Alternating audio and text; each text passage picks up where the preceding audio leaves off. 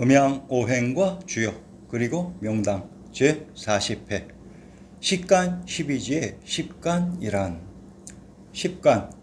자, 우선 식간의 한자를 우리의 지리지 신증동국여지있음남에서 찾아봅시다.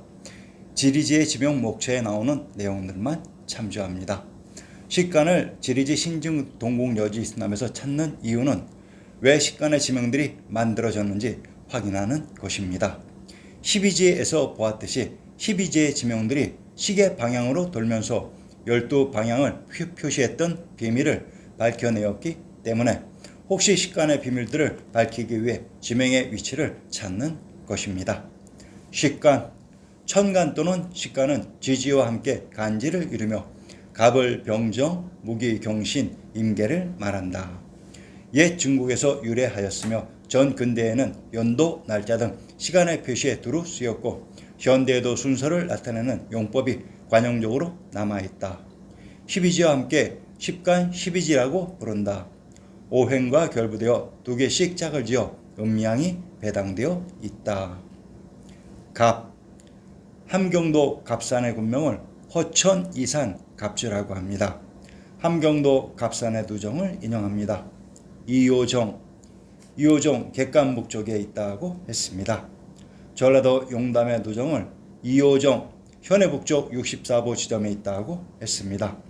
황해도 신계의 누정에 이효정 객관동쪽에 있다고 했습니다.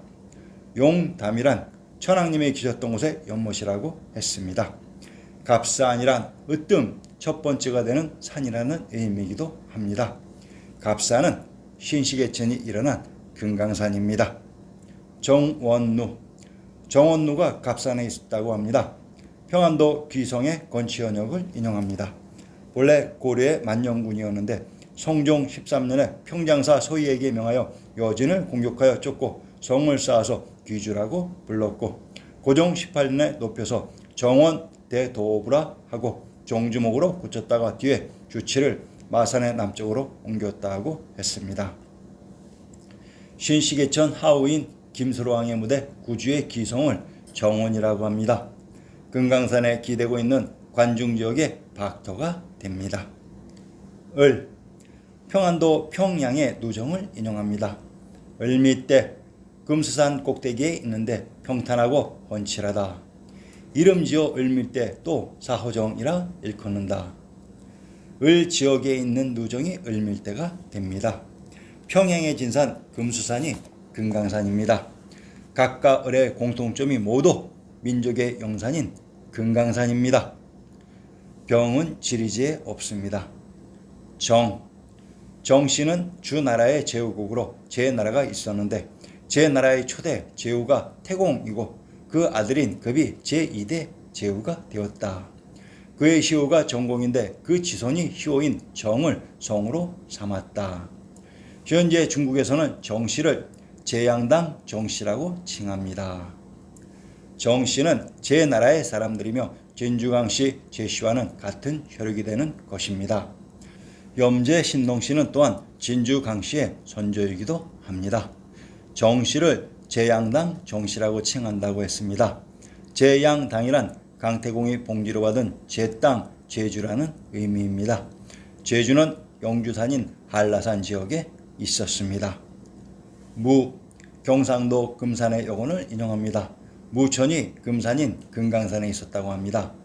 무와 무는 동일한 지역입니다. 충청도 청산의 성곽을 인용합니다. 기성, 산성, 고을서쪽 팔리에 있다. 기 땅에 있는 성이 기성으로 청산은 청주에 있는 금강산이라고 했습니다. 무와 기는 금강산 자락에 있었던 관중지역의 지명들입니다. 경은 지리지에 없습니다. 신은 지리지에 없습니다. 임은 지리지에 없습니다. 임 지역에 사람인이 추가된 지명이 임입니다. 충청도 대흥현의 군명을 임전성, 금주, 임성이라고 합니다. 박연폭포와 항상 함께 등장하는 산이 하나 있는데 천마산입니다. 현재 개성 시내의 산으로 나옵니다. 네이버 지식인에서 인용한다. 높이 762m 최고봉인 만경대를 비롯하여 청량봉, 성무산 등의 안봉이 연봉을 이루며 솟아있다. 고려 건국과도 관계가 깊은 개성의 진산이며 피난성으로 축조한 대흥산성이 있다.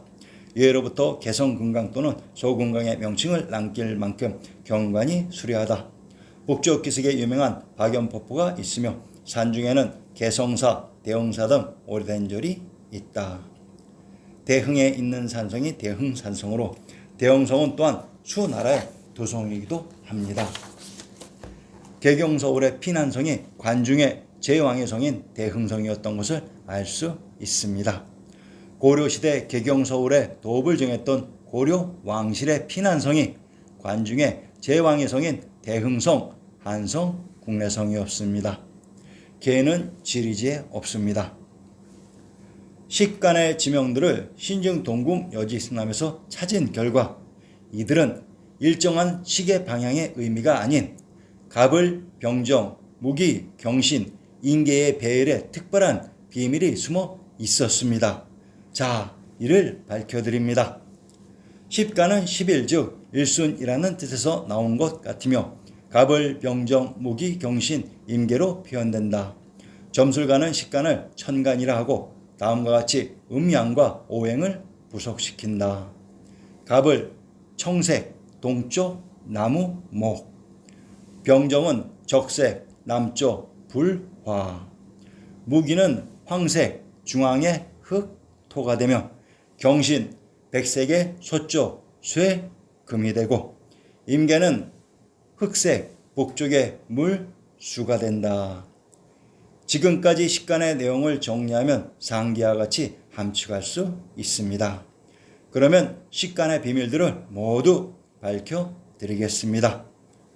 식간의 생성 배경. 첫 번째로 갑을은 청색, 동쪽의 나무, 목이다. 청색은 청주에 살다가 동쪽으로 이동한 황인종인 청궁씨라고 했습니다. 자, 이곳이 나무, 목이라고 합니다.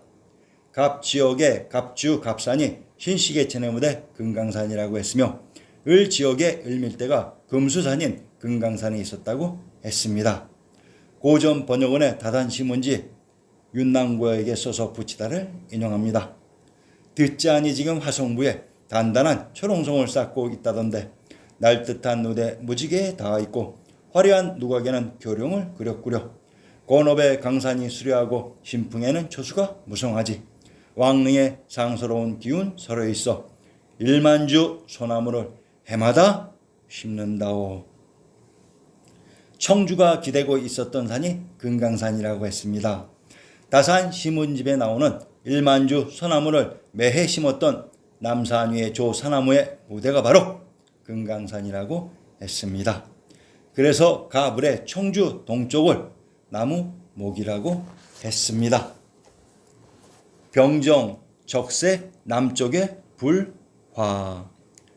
적색은 적주 단행에 살다가 남쪽으로 이동한 적색 인종인 현 인도인 적소씨라고 했습니다. 자, 이곳이 불화라고 합니다. 정씨는 주나라의 제후국으로 제 나라가 있었는데 제 나라의 초대 제후가 태공이고 그 아들인 급이 제2대 제후가 되었다. 그의 시후가 정공인데 그 지손이 효인 정을 정으로 삼았다. 현재 중국에서는 정씨를 제양당 정씨라 칭한다. 병정의 정지역에서 탄생한 성씨가 정씨로 제양당 정씨라고 합니다. 제양이 바로 제주입니다. 제주에 있었던 영주산이 바로 한라산입니다. 양양 단양에 한라산 자락에 있었습니다. 이곳 한라산을 읊은 문장을 인용합니다. 한산 팔경의 일부를 인용합니다. 한산은 청주가 기대고 있었던 금강산입니다. 원산 수고, 바다의 높은 산에 봉화 전하고 요염은 바다를 눌렀네.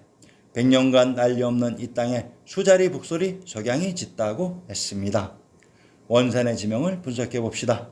함경도 덕원 도부의 고직에 진명폐현 부남쪽 24리에 있다. 혹은 원산현이라 일컬으며 수강이라고도 이름하였는데 고려 현종 9년에 지금의 이름으로 고쳐 현령으로 하였는데 뒤에 본부에 예속되었다고 했습니다. 덕원은 덕의 근원인 관중 지역으로 이곳에서 남쪽에 원산이 있었던 것입니다. 도곤의 남쪽 24리에 진명이 있었는데 진명의 다른 이름이 원산이었던 것이다. 자, 그러면 원산의 정체를 밝혀보겠습니다. 제주목을 인용합니다. 한라산, 주남쪽 20리에 있는 진산이다. 한라라고 말하는 것은 운한을 나인할 만하기 때문이다. 혹은 두무악이라 하니 봉우리마다 평평하기 때문이요. 혹은 원산이라고 하니 높고 둥글기 때문이다. 그 산꼭대기에 큰 못이 있는데 사람이 떠들면 구름과 안개가 일어나서 지척을 분별할 수가 없다. 올해도 눈이 있고 털옷을 입어야 한다고 했습니다. 원산의 다른 이름이 한라산이라고 합니다. 그러면 한산과 가까운 곳에 제주에 한라산이 위치했던 것입니다. 한산이란 한씨가 개출된 곳으로 이곳이 바로 삼한의 중심이 있었던 금강산이고 이곳 한산 마산이 바로 금강산으로 이곳에 가까운 곳에 원산인 한라산이 위치되어 있었습니다. 자, 한라산을 머리가 반질반질한 두무악이라고 합니다. 정도전 신도 8경시의 제8수를 인용합니다. 8째, 북교의 목마. 바라보면 저 북교 숫돌과 같은데 봄이 오면 푸른 무성하고 샘은 달구나. 만마가 구름처럼 모이고 까치처럼 날뛰는데 모기는 멋대로 서로 갔다 나무로 갔다 하도다. 관중의 박제에서 북쪽인 한라산의 북교를 바라보면 숫돌과 같은데라고 해서 한라산의 정상이 나무가 없는 반들반들한 산으로 그래서 이 지역 병정을 불화라고 했습니다. 무기는 황색으로 중앙의 흑토이다. 황색은 관중의 황주에 살다가 북쪽으로 이동한 인류의 맞이인 황인종, 우리의 직계의 손조인 황궁씨라고 했습니다.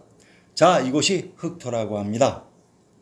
관중의 노나라 오랑캐 호땅 지역이 황주 지역으로 맞이인 황궁씨의 황은 만물의 근원인 흑으로 그래서 중앙의 조화의 자리에 위치되게 됩니다. 이곳이 황토이기도 합니다. 이 관중의 황주에 무기의 지명이 있었던 것입니다. 경신은 백색으로 서쪽을 의미하며 쇠금이다. 백색은 백주에 살다가 서쪽으로 이동한 백인종인 백소씨라고 했습니다. 자, 이곳이 세금이라고 합니다. 관중 한중의 평지 백주가 금강산의 금지역 자락이며 이곳 관중에 있었던 성이 금성이라고 했습니다. 그래서 백금이며 경신의 지명이 이곳에 있었던 것입니다. 관중의 평지가 흰색인 백색입니다. 이곳이 백주입니다. 그리고 수원이기도 합니다. 그래서 수원 백시인 것입니다. 임계는 흑색으로 북쪽의 물수를 의미한다. 신중 동국 여지 신남에서 황과 흑은 동일한 색으로 관중의 논나라 오랑캐 호땅의 황과 이곳에 흐른 한강을 또한 물수라고 했던 것입니다. 그래서 흑수가 되었던 곳으로 임계는 이곳의 지명이었던 것입니다.